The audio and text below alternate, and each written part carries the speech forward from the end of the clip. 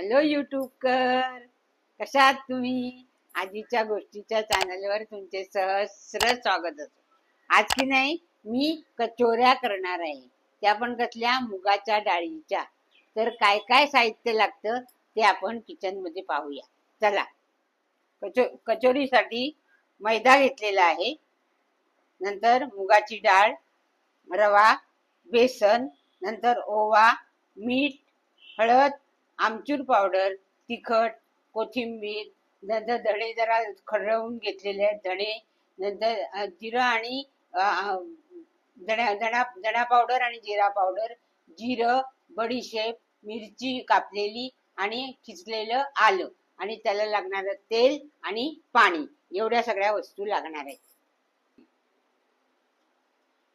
कचोरीचं आवरण बनवण्यासाठी आपण पीठ मळूया. प्रथम आपण मैदा घेतलाय,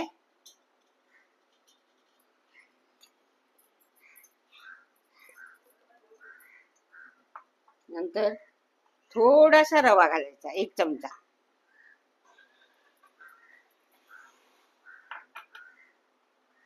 थोडं मीठ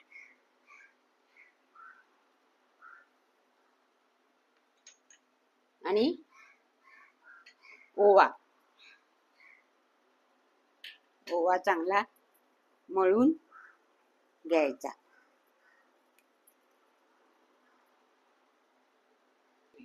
हे बघा, असं मिक्स करून घ्यायचं. याच्यातच तूप घालायचं.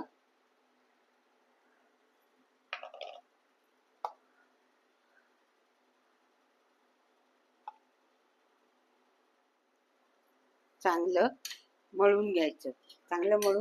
पीठ हे सगळं एकजीव झालं पाहिजे. हे बघा, असे गोळे झाले पाहिजे. सगळ्या पिठाला तूप लागलं पाहिजे, म्हणजे कचोरी खुसखुशीत होते. आता हे बघा, थोडं थोडं पाणी घालायचं.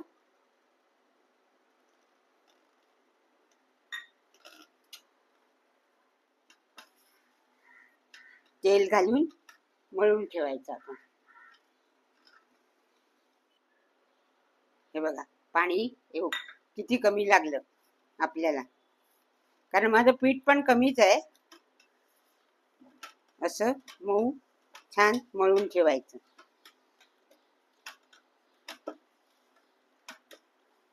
आणि हे थोडा वेळ झाकून ठेवायचं, कारण रवा घातलाय ना आपण, तोपर्यंत तो फुलून जाईल. पीठ हे बघा झालं, जास्त मऊ नाही, जास्त कडक नाही. आता हे बाजूला ठेवते. आता त्याच्याबद्दल सारण तुम्हाला करून दाखवते. आपल्याला ते मुगाच्या डाळीचं पुरण करायचं आहे ना, त्या सारण करायचं आहे. त्याच्यामुळे मुगाची डाळ ही सकाळी मी भिजत घातली होती. त्याच्यातलं पाणी सगळं काढून घेतलं. आता ही थोडीशी जाडसर वाटून आणायची, एकदम बारीक वाटायची नाही, जाडसर. हे बघा, हे डाळ घातली आहे, वाटून आणते ही मी, ती पण जाडसर. हे बघा, जाडसर वाटून आणले. हे बघा, जाडसर वाटलेलं आहे. आता फोडणीला दाखवते तुम्हाला करून.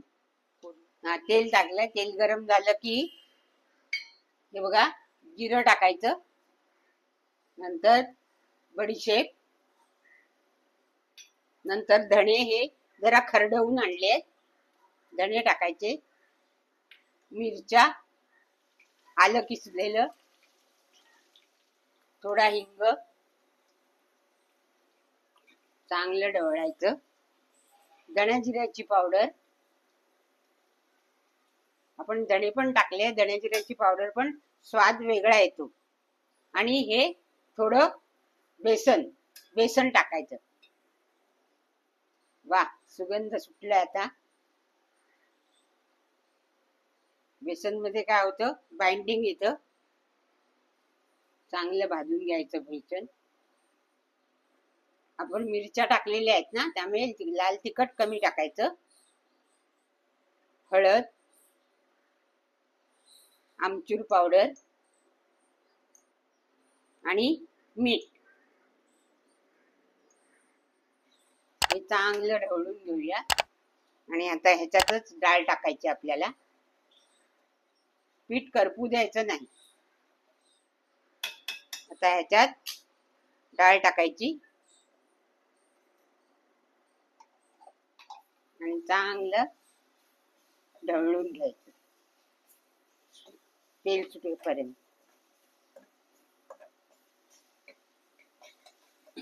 आता चांगली शिजू दे डाळ. चांगलं ढवळायचं. थोडी डाळ शिजली पाहिजे, जरा सुटसुटीत, कारण काय हे करायला हवंय ना, पुरण भरायला हवंय ना. हे बघा, सुगंध तर खूपच छान सुटलाय. हे बघा झालंय. हे मी जर बाउल मध्ये काढते आणि थोडं थंड व्हायला होऊन देते. थंड झाले की मी कचोऱ्या करायला घेते. थोडी कोथिंबीर घालूया वरून. हे बघा पीठ झालेलं आहे. हे बघा आता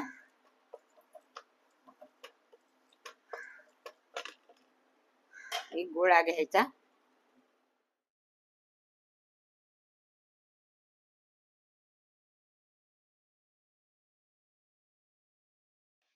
जरा जाडशी, हे बघा जरा जाडशी वाटायची आणि ह्याच्यात हे घालायचं.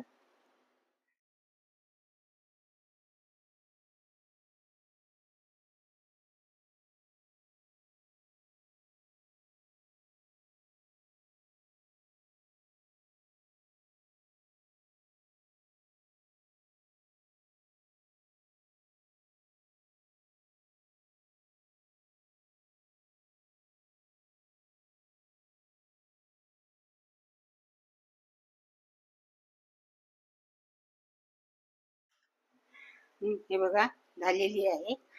मी बघा अशा वेळा 2-3 करून दाखवते तुम्हाला आणि मग तळायला घेते. 4 केल्यात, 4 तळून घेते.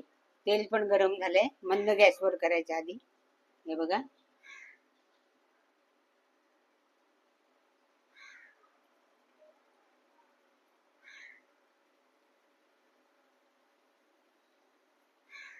आधी हलवायचं नाही. आधी ती अलगद हळूच वर येते कचोरी. हे बघा चांगल्या खरपूस झाल्या. जरा अजून थोड्या खरपूस होऊ दे. बघा फुगल्या पण. हे बघा फुगल्या. बघा किती छान दिसते. बघा किती छान फुगली आहे. छान झाली आहे. आता दुसरी पण काढते. पण कलर छान आलाय. आता दुसऱ्या 2 घालते.